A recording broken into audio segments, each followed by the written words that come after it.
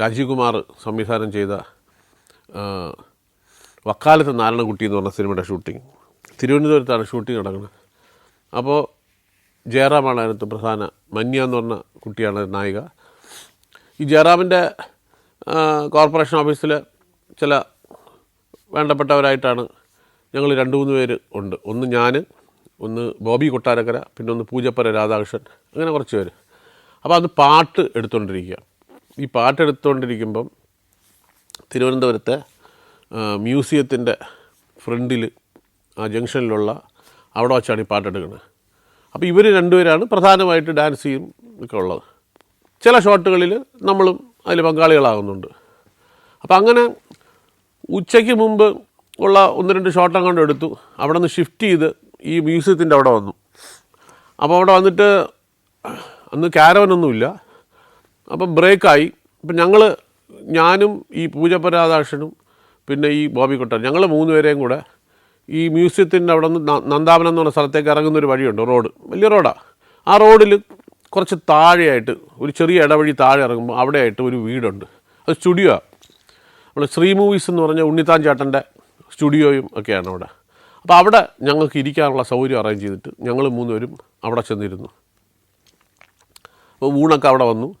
ഊണെല്ലാം കഴിച്ചപ്പോൾ assistant director പറഞ്ഞു കുറച്ച് സമയമാവും, പിന്നെ അവരുടെ 2 പേരുടെയാണ് കൂടുതൽ എടുക്കുന്നത്, നിങ്ങൾക്ക് എന്തായാലും 3-4 മണിയാവും, നിങ്ങൾ ഇവിടെ തന്നെ റെസ്റ്റ് ചെയ്യുമെന്ന് പറഞ്ഞു. ഞങ്ങളവിടെ 3 പേരും കൂടെ അവിടെ ഇരുന്നു. അപ്പോൾ വെറുതെ ഇങ്ങനെ പാട്ട് പാടി, ഒരാൾ പാടി, അപ്പോൾ രണ്ടാമത്തെ ആൾ പാടി, അങ്ങനെ ഒരു കച്ചേരിയായി അത്. അപ്പോൾ ആ സ്റ്റുഡിയോയിൽ ഉണ്ണിത്താൻ ചേട്ടൻ്റെ സീരിയൽ വർക്ക് ചെയ്യുന്ന 1-2 അസിസ്റ്റൻ്റ് ഡയറക്ടേഴ്സോ ആരൊക്കെ ഉണ്ടായിരുന്നു, അവരും ജോയിൻ ചെയ്തു. അപ്പോൾ ഈ ബോബി ചേട്ടന് നന്നായിട്ട് പാട്ട് പാടും, പൂജപ്പരാശൻ ചേട്ടനും നന്നായിട്ട് പാട്ട് പാടും, ഞാനും ഒരു വിധത്തിലില്ലാതെ പാടും. ഞങ്ങൾ 3 പേരും മാറി മാറി ഇങ്ങനെ ഓരോ പാട്ടുകൾ, കുറേ പാട്ടുകൾ ഇങ്ങനെ പാടി എനിക്കൊന്നൊരു 2.5-3 മണിക്കൂർ ഞങ്ങളവിടെ ഇരുന്ന് പാടി. ഭയങ്കര രസമായിരുന്നു. ഇതിനിടയിൽ ചായ കുടിക്കുന്നുണ്ട്. അങ്ങനെ 5 മണി കണ്ടായപ്പം ഈ അസിസ്റ്റൻ്റ് ഡയറക്ടർ ഒരാൾ വന്ന് പറഞ്ഞു, ചേട്ടാ അടുത്ത ഷോട്ടിൽ നിങ്ങൾ റെഡി ആയിക്കോ എന്ന് പറഞ്ഞു. അപ്പോൾ നമ്മൾ റെഡിയാവാതൊന്നുമില്ല, നമ്മൾ നേരെ വരിക, ഡാൻസ് നമ്മൾ പ്രത്യേകിച്ച് വേറെ റെഡിയാവാനൊന്നുമില്ല, ഒന്ന് പാഡ് ചെയ്താൽ മതി, പൗഡർ പാഡ്, ശരി എന്ന് പറഞ്ഞു. അപ്പോൾ ഞാൻ സമയമാകുമ്പോൾ വിളിക്കാം എന്ന് പറഞ്ഞു. അങ്ങനെ ഒരു 10-15 മിനിറ്റ് കഴിഞ്ഞപ്പോഴത്തേക്കും ലൈറ്റ് പോവാറായി. പകൽ മാത്രമേ ഷൂട്ടിംഗ് ഉള്ളൂ, 6 മണിയുടെ ഷൂട്ടുള്ളൂ. ഈ അസിസ്റ്റൻ്റ് ഡയറക്ടർ വന്നു, അടുത്ത നിങ്ങളുണ്ട്, ഷോട്ടിൽ നിങ്ങളുണ്ട്, ബാ നമുക്ക് പോവാം. അപ്പോൾ ഈ പാട്ട് പാടിക്കൊണ്ടിരിക്കും, 3-3.5 മണിക്കൂറായിട്ട് പാടിക്കൊണ്ടിരിക്കുക. അപ്പോൾ ബോബി ഏട്ടൻ പറഞ്ഞു ഒരു പാട്ടുകൂടെ പാടിയിട്ട് ഞങ്ങൾ വരാമെന്ന്. അപ്പോൾ അയാൾ പറഞ്ഞു ശരി എന്നാൽ ഓക്കെ എന്ന് പറഞ്ഞു.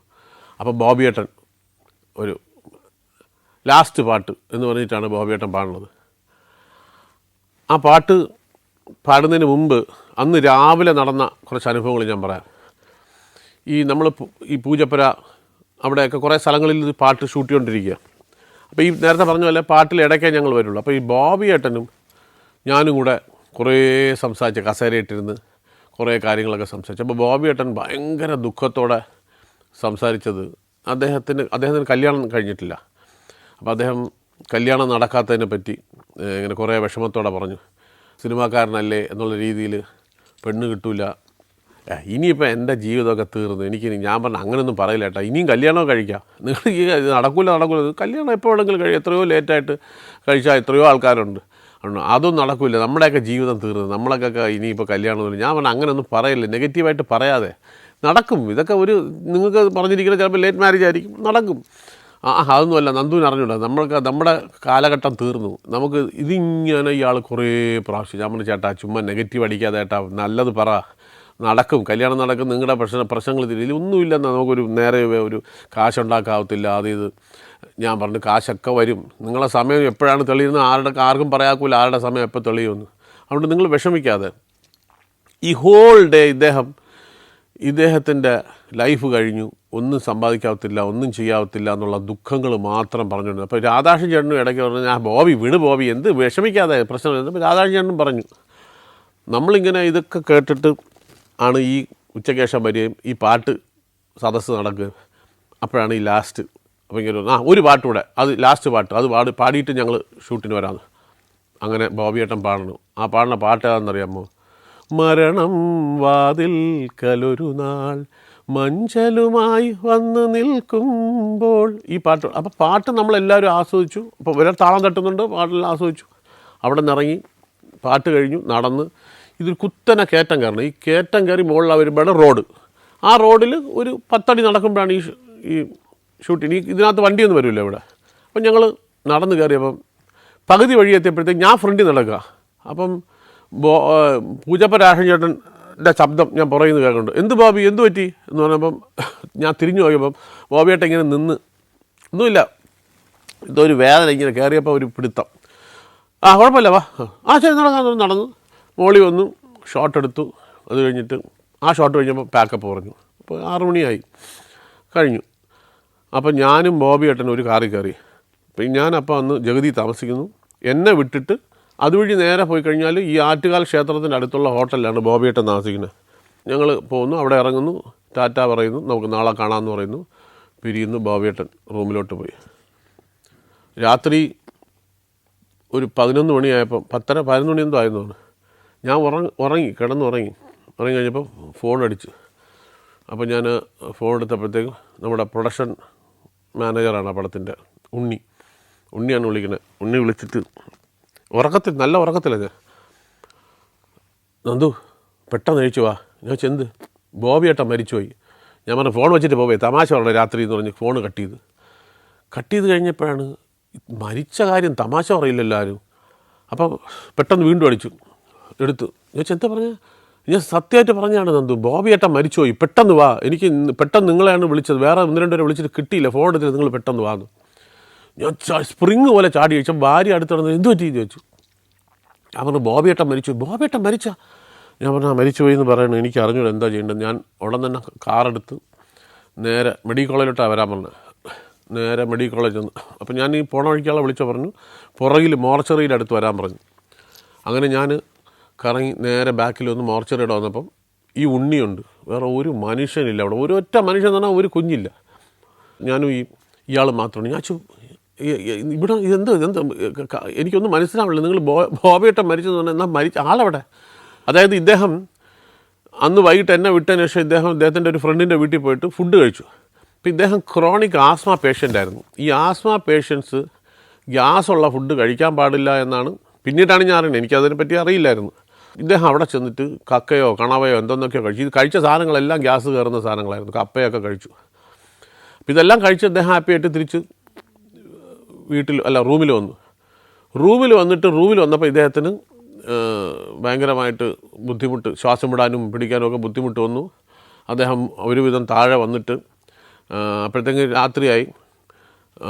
ഹോസ്പിറ്റലിൽ പോകണം, വയ്യാന്ന് പറഞ്ഞപ്പോഴത്തേക്കും ഇദ്ദേഹത്തിന് ശ്വാസം കിട്ടുന്നില്ല. അപ്പം അടുത്ത ദിവസം രാവിലെ ചായ കൊടുക്കേണ്ട ജീപ്പ് പ്രൊഡക്ഷൻ്റെ, ഈ ജീപ്പിൻ്റെ ഡ്രൈവർ അവിടെ കിടന്നുറങ്ങുമായിരുന്നു സോഫയിൽ. അത് രാവിലെ 2:30 മണിക്ക് കഴിച്ച് 3 മണിക്ക് ചായ കൊടുക്കാൻ പോകണം എല്ലാവർക്കും.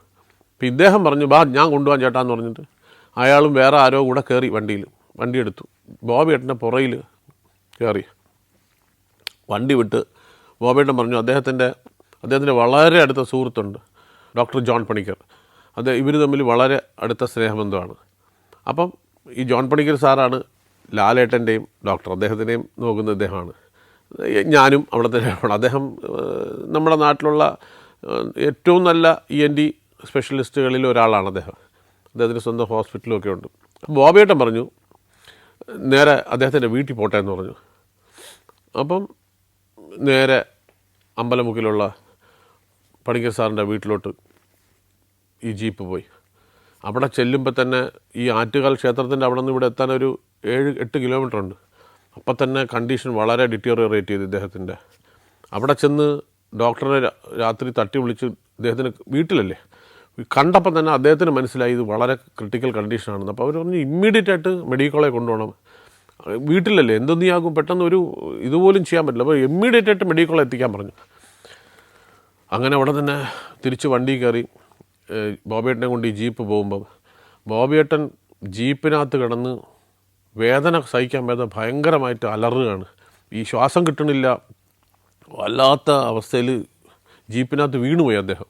എന്നിട്ട് വളരെ വല്ലാത്ത അവസ്ഥയിൽ ഇങ്ങനെ അലറുമ്പോൾ ഈ ജീപ്പ് പോകുമ്പം രാത്രി പോലീസ് നിൽക്കുക.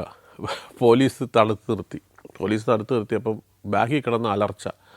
പോലീസുകാരൻ അകത്താൻ. അപ്പോൾ ഇവർ പറഞ്ഞു അത് സിനിമാടനാണ്, അദ്ദേഹത്തിന് വയ്യാത്തതുകൊണ്ട്. അപ്പോഴേ പോലീസിന് ഈ സംശയമാണ്. കാര്യം എന്ന് പറഞ്ഞാൽ ഒരു ജീപ്പിനകത്തൊരു സിനിമാടൻ പോകില്ല, അതും കിടന്ന് അലറില്ല. അപ്പം അടിച്ചു ഫിറ്റായിട്ട് ഇങ്ങനെ തന്നെയാടാ പറയണേ, എല്ലാവരും സിനിമാടൻ മന്ത്രി എന്നൊക്കെ തന്നെ പറയണേ എന്നുള്ള നമ്മൾ യൂഷ്വൽ സാധനം. അപ്പം ഇവർ വന്ന് നോക്കിയപ്പോൾ ഒരാൾ ബാക്കിൽ വല്ലാത്ത അവസ്ഥയിൽ കിടന്ന് അലറിക്കൊണ്ടിരിക്കുക. അപ്പോൾ ഇവർ വിചാരിച്ച് കള്ളോ കഞ്ചാവോ എന്തോ ആയിരിക്കും എന്ന് വിചാരിച്ചു. പോലീസിനെ കുറ്റം പറയേണ്ട കാര്യമില്ല, കാര്യം അവരങ്ങനെയല്ലേ സസ്പെക്റ്റ് ചെയ്യുള്ളൂ. ഇവർ ലൈറ്റ് അടിച്ച് നോക്കിയപ്പോഴാണ് ഇവർക്ക് ആളെ മനസ്സിലായത്. അപ്പോൾ അവർക്ക് സംഭവം സത്യമാണെന്ന് മനസ്സിലായി. അവർ പറഞ്ഞു വിട്ടോളാൻ പറഞ്ഞിട്ട് ഇവർ ഫ്രണ്ടിൽ ലൈറ്റൊക്കെ ഇട്ട് ജീപ്പ് ഫ്രണ്ടിൽ അവരപ്പം തന്നെ മെഡിക്കൽ കോളേജിൽ അറിയിക്കുകയോ ഇങ്ങോട്ടോ ചെയ്തെന്ന് തോന്നും. അപ്പം പക്ഷേ ആ സമയത്തൊരു 10 മിനിറ്റ് പോയി. അതാണ് ഈ ഗോൾഡൻ പീരീഡ് നഷ്ടപ്പെടുക എന്ന് പറഞ്ഞാൽ. ഇദ്ദേഹം നേരെ മെഡിക്കൽ കോളേജിൽ വന്നിരുന്നെങ്കിൽ അദ്ദേഹം ചിലപ്പോൾ ഒരു പക്ഷേ ഇന്നും നമ്മുടെ കൂടെ അഭിനയിച്ചാൽ. പക്ഷേ പോകാൻ സമയമായി കഴിഞ്ഞാൽ നമുക്ക് ആർക്ക് പിടിച്ചാൽ കൈ കിട്ടില്ലല്ലോ. അതുകൊണ്ടാണ് അദ്ദേഹം ആ സമയത്ത് അങ്ങോട്ട് പോയി. അവിടെ നിന്ന് പിന്നെ ഇങ്ങോട്ട് വന്നു. ഇതിനിടയിൽ പോലീസ് പിടിച്ചു, ഹോസ്പിറ്റലിൽ വന്നു. പക്ഷേ ഹോസ്പിറ്റലിൽ വന്നപ്പോഴത്തേക്കും തന്നെ ആൾ പോയി എന്നാണ് പിന്നീട് അറിയാൻ സാധിച്ചത്. അപ്പോൾ ഈ വിവരം ഇവർ ഡ്രൈവറെ കണ്ട ഒരു ജീപ്പിൻ്റെ അവർ വിളിച്ച് പറഞ്ഞിട്ട് ഈ പ്രൊഡക്ഷൻ മാനേജർ ഉണ്ണിയെ വിളിച്ച് പറഞ്ഞു. ഉണ്ണി അപ്പം തന്നെ ഇങ്ങനെ അതിൻ്റെ കൺട്രോളർ കല്ലിയൂർ ശശിയേട്ടനായിരുന്നു. ശശിയേട്ടനെ പിന്നീട് അപ്പോൾ കിട്ടിയോന്ന് എനിക്കറിയില്ല. അപ്പോൾ കിട്ടിയില്ലെന്ന് തോന്നുന്നു, ആരൊക്കെ വിളിച്ച് കിട്ടിയില്ലെന്ന് പറഞ്ഞാൽ എന്നെ വിളിച്ചത്. അങ്ങനെയാണ് ഞാൻ അവിടെ എത്തിയത്. അപ്പോൾ അവിടെ നിന്ന് ഈ ഉണ്ണി വന്ന സമയത്ത് മോർച്ചറിയിലേക്ക് എടുക്കാമെന്ന് അവർ പറഞ്ഞു. അപ്പോൾ മോർച്ചറിയുടെ അടുത്ത് വന്നു, പക്ഷേ അവിടെ കൊണ്ടുവന്നിട്ടില്ല. ഞങ്ങളവിടെ ഇങ്ങനെ രണ്ടുപേരും നിൽക്കുമ്പം ബോബി ഏട്ടൻ്റെ ഒരു റിലേറ്റീവ് ഒരു കക്ഷിയെ ഇദ്ദേഹം വിളിച്ച് പറഞ്ഞു. അങ്ങനെ അദ്ദേഹവും വന്നു. അങ്ങനെ ഞങ്ങൾ 3 പേര് മാത്രം അവിടെ ഉണ്ട്. കുറച്ച് കഴിഞ്ഞപ്പം ഒരു കമ്പൗണ്ടർ ഒരു സ്ട്രെച്ചർ തള്ളിക്കൊണ്ട് വരണം, ഈ അവിടെ നിന്ന് ഇങ്ങനെ വരണം. ഞങ്ങൾ നോക്കിയപ്പോൾ ഇങ്ങനെ വരണം. അപ്പം മനസ്സിലായി. അപ്പം മെഡിക്കൽ കോളേജിൻ്റെ തിരുവനന്തപുരം മെഡിക്കൽ കോളേജിൻ്റെ അന്നത്തെ കാലത്തെ മോർച്ചറിയുടെ സ്ഥലവും കാര്യങ്ങളൊക്കെ അറിയാവുന്നവർക്കറിയാം. അത് അവിടെ വേറൊരു ഗേറ്റ് കൂടെ വേണം. അത് ഈ KHRWSൻ്റെ പേവാർഡുകളുണ്ട്. ഈ പേവാർഡിൻ്റെ അതുവഴി വന്ന് വെളിയിൽ ഇറങ്ങിയിട്ട് വേണം ഇപ്പുറത്ത് മോർച്ചറിയുടെ വരാൻ. അപ്പോൾ അവിടെ ഗേറ്റ് ഉണ്ട്. അപ്പോൾ ഈ ഗേറ്റ് ലോക്ക്ഡ് ആയിരിക്കും.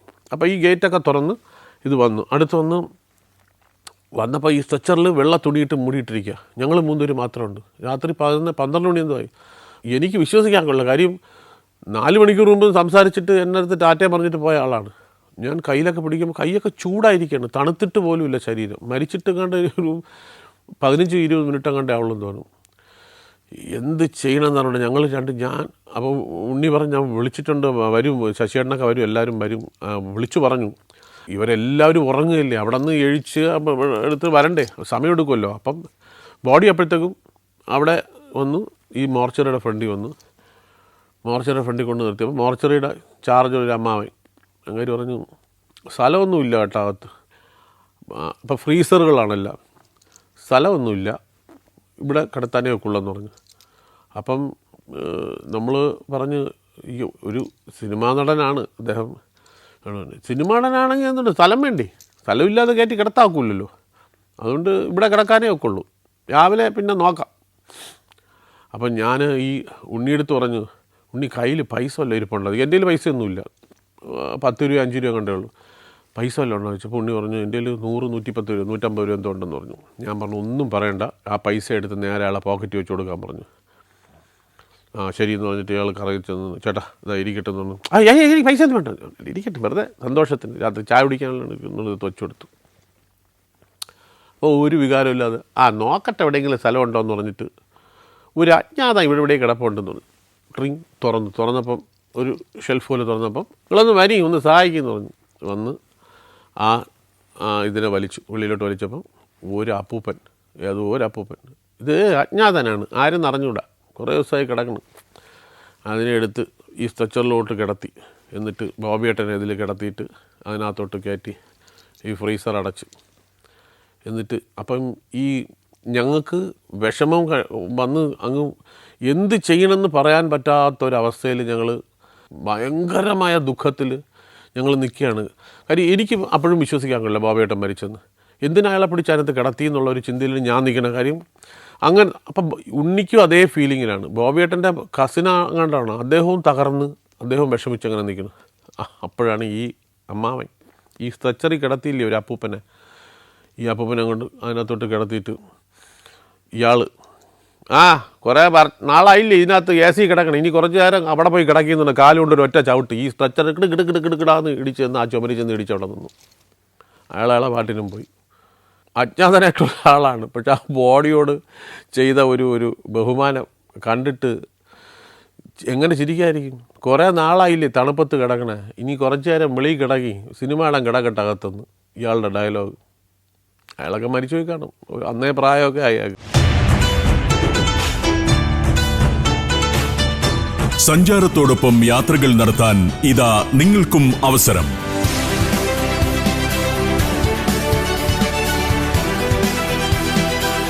ചുരുങ്ങിയ ചെലവിൽ പരമാവധി സ്ഥലങ്ങൾ സന്ദർശിച്ചുകൊണ്ട്, അനുഭവങ്ങൾ സ്വന്തമാക്കിക്കൊണ്ട്, രുചിവൈവിധ്യം അനുഭവിച്ചുകൊണ്ട് വിദേശയാത്രകൾ നടത്താം.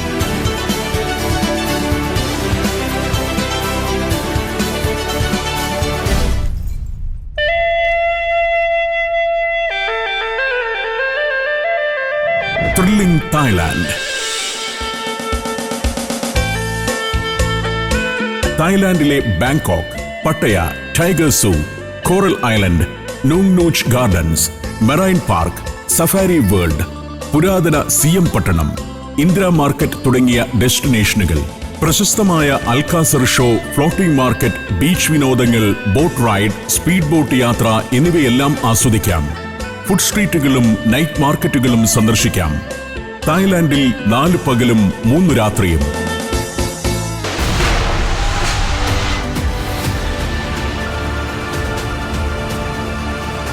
ടൂറുകൾക്കുള്ള ബുക്കിംഗ് തുടരുന്നു. കൂടുതൽ വിവരങ്ങൾക്കും ബുക്കിംഗിനും സന്ദർശിക്കുക sanjaram.com. ഫോൺ 7591966600.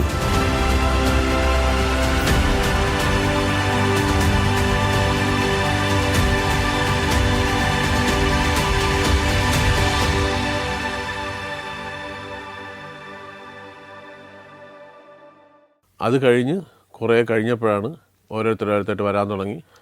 പിന്നെ ഡയറക്ടറും പ്രൊഡ്യൂസറും എല്ലാ ആൾക്കാരും അപ്പോഴത്തേക്കും വന്ന് ഞാനവിടെ നിന്ന് പിന്നെ 5:30 മണി കണ്ടായപ്പോഴാണ് പോയി വീട്ടിൽ ചെന്ന് ഒന്ന് കുളിച്ചിട്ട് വീണ്ടും ഇറങ്ങി. പിന്നെ ഇവിടെ നിന്ന് ഈ ബോഡിയും കൊണ്ട് നമ്മൾ അടൂർ അദ്ദേഹത്തിൻ്റെ വീട്ടിൽ പോയി കബറടക്കം കഴിഞ്ഞിട്ടാണ് തിരിച്ചു വന്നത്. ഭയങ്കര വിഷമകരമായ ഒരു സംഭവമായിപ്പോയി. കൂടെ അഭിനയിച്ച് ലാസ്റ്റ് ഷോട്ടിൽ അഭിനയിച്ച് അന്നത്തെ ദിവസം മുഴുവൻ ജീവിതം തീർന്നു ഞാൻ. അപ്പോൾ ഒരു ഇൻഡ്യൂഷൻ, അദ്ദേഹം മരിക്കാൻ പോവാണെന്ന് തോന്നിയതാണോ എന്ന് പറയുന്നത് പോലത്തെ ഒരു അനുഭവം. അന്നത്തെ ദിവസം മുഴുവൻ പറഞ്ഞതാണ്, എൻ്റെ ലൈഫ് തീർന്നു, നമുക്കിനി ജീവിതമില്ല, തീർന്നു. മരിക്കുമെന്നൊന്നും പറഞ്ഞില്ല, നമ്മുടെ ജീവിതം തീർന്നു. പൂജപ്പുര രാധാകൃഷ്ണൻ ചേട്ടൻ ജീവിച്ചിരിപ്പുണ്ട്, അദ്ദേഹത്തിന് ചോദിച്ചാൽ പറഞ്ഞു തരും. ഒരു വാക്ക് പോലും ഇതിനകത്ത് കള്ളത്തനമില്ല. ആ ദിവസം മുഴുവൻ അദ്ദേഹം ഇതാണ് പറഞ്ഞുകൊണ്ടിരുന്നത്, നമ്മളെ കഴിഞ്ഞ് എൻ്റെ ലൈഫ് തീർന്നു. എന്നിട്ട് ഇനി അവസാനമായിട്ടൊരു പാട്ട്, അതും അദ്ദേഹം പറഞ്ഞതാണ്, ഇനി അവസാനമായിട്ടൊരു പാട്ട്. ആ പാട്ടാണെങ്കിൽ മരണം വാതിൽക്കൽ ഒരു നാൾ മഞ്ചലുമായി വന്ന് നിൽക്കുമ്പോൾ. ഇതൊക്കെ പറയുമ്പോഴും ഈ പാട്ട് പാടുമ്പോഴൊന്നും നമ്മൾ സ്വപ്നത്തിൽ പോലും കരുതുന്നില്ലല്ലോ മരണത്തിലേക്ക് പോവുകയാണെന്നുള്ളത്. ശരിക്കും ഭയങ്കരമായിട്ട് തകർന്നു. അത് ഭയങ്കര സ്നേഹബന്ധമായിരുന്നു ബോബിയേട്ടനുമായിട്ട്, ഭയങ്കര സ്നേഹബന്ധമായിരുന്നു. നമ്മുടെ പ്രൊഡ്യൂസർ ജി സുരേഷ് കുമാർ, അദ്ദേഹത്തിന് ഏറ്റവും ഇഷ്ടമുള്ള ആൾക്കാരിലൊരായിരുന്നു ബോബിയേട്ടൻ. സുരേഷ് ഏട്ടൻ്റെ എല്ലാ പടത്തിലും ബോബിയേട്ടൻ അഭിനയിക്കുമായിരുന്നു.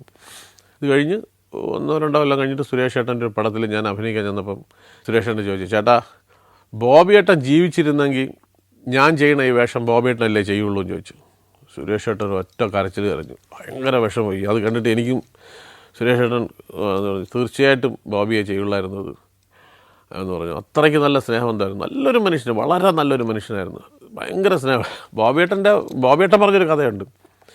ഈ പണ്ട് ഏതൊരു സിനിമയ്ക്ക് ബോബിയേട്ടൻ ഇങ്ങനെ ഷൂട്ടിങ്ങിന് ചെന്നു. അപ്പം അവിടെ ആ സിനിമയിൽ ഉണ്ണിമേരി അഭിനയിക്കുന്നുണ്ട്. അപ്പോൾ ഉണ്ണിമേരി അഭിനയിക്കാനായിട്ട് വന്നപ്പോഴത്തേക്കും മാനേജർ റൂം കൊടുത്തു ഫസ്റ്റ് ഡേ വന്നപ്പോൾ. അപ്പം അവർ ചോദിച്ചു പോലും ഏതൊക്കെ ആർട്ടിസ്റ്റ് വന്നു എന്ന് പറഞ്ഞപ്പം ഈ പ്രൊഡക്ഷൻ മാനേജർ പറഞ്ഞു, അത് ഇന്നയാൾ വന്നു, അതിനാൾ വന്നു, ബോബിയേട്ടൻ്റെ പേര് പറഞ്ഞു, ബോബി വന്നു, അവരൊക്കെ വന്നു എന്ന് പറഞ്ഞു. ഓ ശരി എന്ന് പറഞ്ഞു. അപ്പോൾ ബോബി ഒന്ന് റൂമിലോട്ട് വരാൻ പറയുമോ എന്ന് ചോദിച്ചു.